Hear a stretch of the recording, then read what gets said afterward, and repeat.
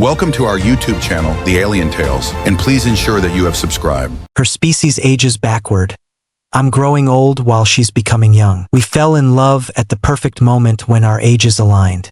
Now I watch her youth return while my body fails, wondering if she'll remember me when I'm gone. Kessler's interstellar archive buzzed with the quiet hum of data streams when I first saw Zylara. She stood before the temporal biology section, her silver hair catching the artificial starlight, fingers tracing the spines of research volumes about chronological anomalies. At 52, I thought I'd seen everything the galaxy had to offer, but her luminous violet eyes held mysteries I couldn't catalog. Researching the Valdorian aging process? I asked, approaching with the confidence of someone who'd spent 3 decades managing xenobiology collections. She turned, and I noticed the delicate patterns of bioluminescent scales along her temples, the telltale marks of her species. Dr. Marcus Chan?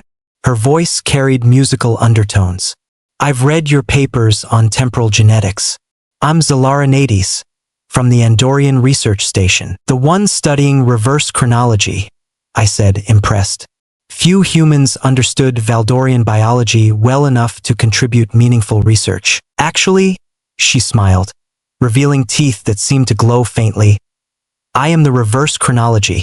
I'm currently 52, same as you, but trending younger. Something electric passed between us in that moment. Here was someone who understood the weight of time differently than anyone I'd ever met. As she explained her species' backward aging, I found myself captivated not just by the science, but by the woman discussing it. Would you like to continue this conversation over dinner? I asked. Her smile lit up the entire archive. 3 months into our courtship, Zylara explained her biology over wine in my apartment overlooking New Geneva's skyline. Her silver hair had gained luster, and the lines around her eyes had softened, changes I'd attributed to happiness until now. We're born ancient, she said, swirling the burgundy liquid. Wizened, knowing everything we'll ever know. Then we gradually lose that knowledge, become more impulsive, more alive. The trade-off for extended lifespans. I reached across the table, taking her hand. Her skin felt impossibly smooth, smoother than it had been weeks ago. So you're getting younger while I'm getting older? Physically, yes. Mentally. She paused, violet eyes distant. I remember being 90, Marcus. I remember the weight of accumulated centuries. But those memories feel like dreams now, fading each day. Does it frighten you? It used to. But meeting you, she squeezed my fingers. I've never felt more present in any age. You anchor me to now. I'd fallen in love with brilliant women before, but never with someone whose brilliance was slowly, inevitably fading. Yet as I looked at her, truly looked, I saw not loss but transformation. Her growing spontaneity, her increasing laughter, the way she'd started dancing to music only she could hear. I love who you are, I said simply. Which version?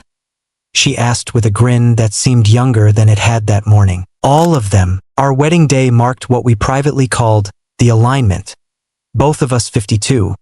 Both at the statistical peak of our respective species' emotional and intellectual development.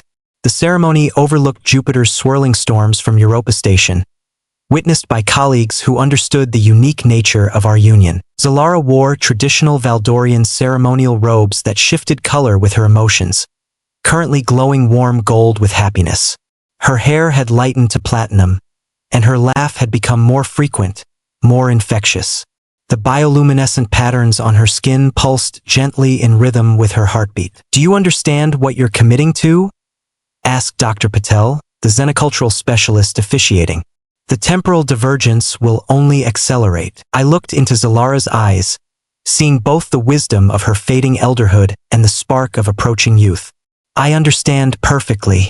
We have now, and we have each other. The Valdorian commitment is different from human marriage, Zylara said, her voice carrying new musical qualities. We're promising to love each other through all phases of being. When I become too young to remember making this vow, it will still bind my heart. We exchanged rings made from temporal crystal, stones that existed in multiple time states simultaneously, perfect metaphors for our relationship.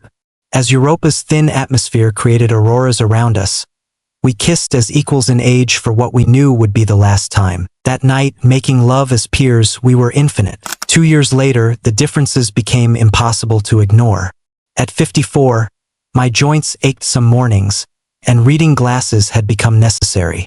Zylara, now biologically 50, moved with increasing grace, her skin glowing with youthful vitality. "I forgot how to make Valdorian tea," she said one morning, staring at the traditional leaves I'd bought her for our anniversary. "I remember loving it, but the preparation ritual is gone." I wrapped my arms around her from behind, noting how perfectly she now fit against me, how her body had subtly changed proportions. "I'll learn to make it for you." "That's not the point, Marcus." Frustration colored her voice, an emotion that would have been impossible for her at 90. "I'm losing pieces of myself. Yesterday, I couldn't remember the name of my childhood home planet." "But you're gaining things too," I said, turning her to face me. "Your paintings have become more spontaneous, more joyful. You laugh at silly jokes now. You dance." She smiled, the expression brighter than it had been at 52. "I do dance, don't I?" "When did that start?" "About 6 months ago. You were listening to human jazz and your body just responded." "Show me," she said impulsively, pulling me toward the living room. As we swayed to Imagine music, I realized we were adapting, finding new ways to connect as our ages diverged. Her increasing spontaneity complemented my growing patience. Her youthful energy revitalized my scholarly routine. We were still learning to love each other. At 58, I was experiencing what humans call a midlife crisis while watching my wife bloom into her early 40s. Zylara had taken up extreme sports, zero-G surfing, plasma skiing, activities that terrified my increasingly cautious mind. "Come with me to the Titan races," she begged, her eyes bright with anticipation. Her hair now fell in soft waves of pure silver white, and her laugh had become almost musical. "I'd rather not die in a methane lake," I said, adjusting my reading glasses to review research proposals. "When did you become so boring?" The question stung because it wasn't malicious. She genuinely couldn't remember me being any other way. That night, I found her studying old photos of us, confusion creasing her still smooth forehead. "I remember loving you," she said slowly, "but I can't remember why anymore. The feeling is there, but the reasons are fading." Fear gripped me. "What do you mean?" "I know we share something profound, but your careful nature, your methodical thinking, it doesn't speak to me the way it used to. I crave adventure now, spontaneity." She looked up at me with eyes that seemed both familiar and foreign. "Help me understand why I chose you." So I told her our story, showed her the research we'd shared, reminded her of quiet conversations about the nature of time. As I spoke, I saw recognition flicker in her eyes. Not memory, but rediscovered appreciation. "Teach me to see what young me can't," she said. That weekend, I went plasma skiing. She taught me to fly. 5 years after our wedding, I was 57 to her biological 37. The reversal was complete. She was now the younger partner in every way that mattered. My hair had gone completely gray while hers shone like starlight. "I've been offered a position on the deep space exploration vessel Meridian," she announced over breakfast, bouncing slightly in her chair with excitement. 6 months cataloging temporal anomalies near the galactic edge. My coffee cup rattled against the saucer. 6 months. It's what I've always wanted to do. Then she paused, confusion flickering across her features. "At least I think it is. The wanting feels real even if I can't remember its origin." I studied her face, searching for traces of the woman who'd once spent hours in quiet contemplation.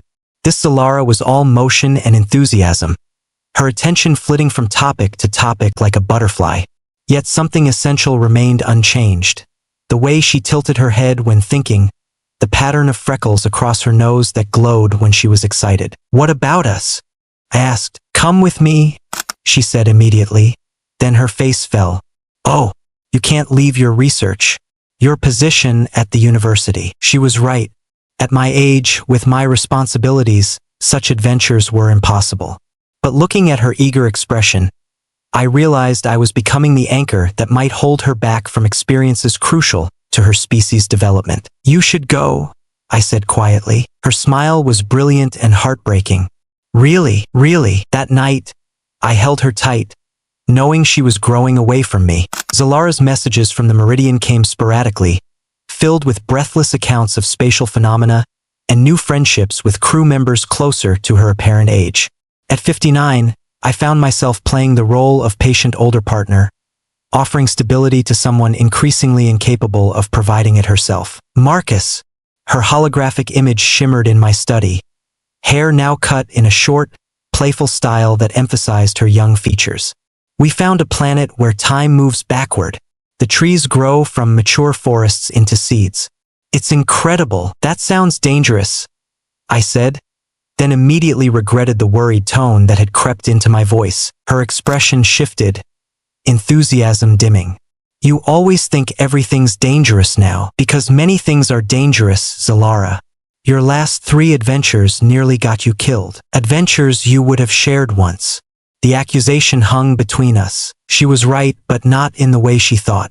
I would have shared them when we were both 52, both capable of calculated risks.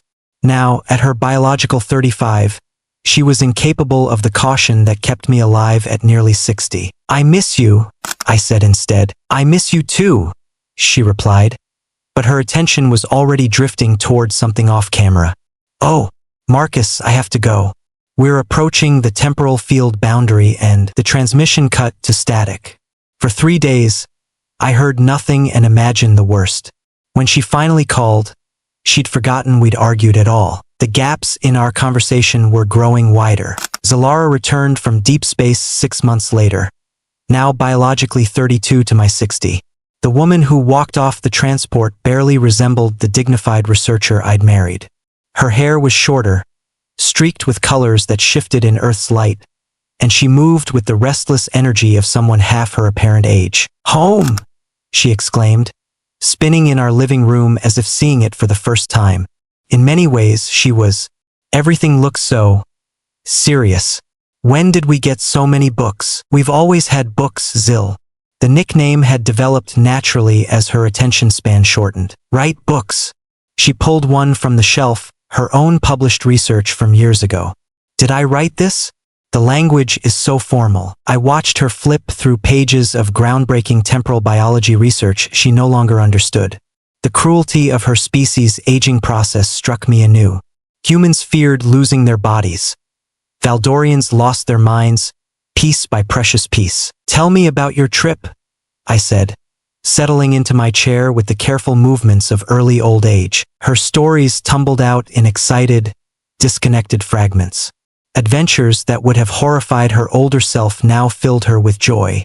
She'd learned to pilot shuttles, participated in dangerous away missions, made friends whose names she'd already half forgotten. I had fun, she concluded simply, then looked at me with curious eyes. Why do you look sad? I'm not sad, Elite. I'm proud of you, and I was, even as my heart broke watching her become someone else entirely. At 62, I was solidly middle-aged while Zylara had regressed to her late 20s. The gap between us had become a chasm filled with misunderstanding and frustrated love. She'd taken a job at the local adventure sports center, teaching zero-G acrobatics to tourists, her days filled with physical challenges that exhausted me just to watch. Why don't you try anymore? She asked one evening, finding me reading in my study instead of joining her friends at their club. Try what? Anything. You sit in this chair, read these books, go to bed early. When did you become so old? The question hit like a physical blow. I am old, Zylara. That's how human aging works. But you're not that old. Humans live to 90, 100. You're acting like you're ancient. She was right, but she couldn't understand the emotional exhaustion of loving someone who was actively forgetting why she'd loved you back. Every conversation required explaining our history, justifying our relationship to someone who saw me as an inexplicably attached older man. I remember the feeling of loving you, she said that night, curled against me in bed, her young body warm and unfamiliar. It's like an echo in my chest. But I can't remember the harmony anymore. I stroked her hair, now silver bright and soft as a child's. The echo is enough. Is it enough for you? The honest answer would have destroyed us both. Instead, I kissed her forehead and lied with the skill of someone who'd had decades to practice kindness. Yes, now I'm 68, and Zylara is 25 in all the ways that matter. My hands shake sometimes when I write, and I need help with the stairs on bad days. She moves like liquid light, her laughter the sound of wind chimes in solar storms. We are strangers who share a life, planets in decaying orbit around a love that grows fainter but never quite dies. This morning, I found her looking through our wedding photos with the focused attention she once reserved for scientific research. "Tell me again," she said, pointing to a picture of us exchanging temporal crystal rings. "Tell me why we look so happy." So I told her, as I do every few months now, about the archive where we met, about conversations that shaped the universe, about the moment we recognized each other as equals across the vast loneliness of space. "I wish I could remember being smart," she said wistfully. "You're still smart. It's just a different kind of intelligence now." She smiled, the expression radiant with youth. "Will you remember for both of us?" "Always." That afternoon, she taught me a dance she'd learned, her young strength supporting my aging frame. In her arms, swaying to music from a dozen worlds, I felt the echo she described. Love that transcends memory, connection that survives transformation. When she's too young to remember me at all, I'll still be here, loving every version of her I've been privileged to know. That's what forever means when time moves in opposite directions. Not growing old together, but growing apart while holding tight to the moments when your paths aligned. The temporal crystals in our rings still pulse in sync, proof that some bonds exist outside linear time.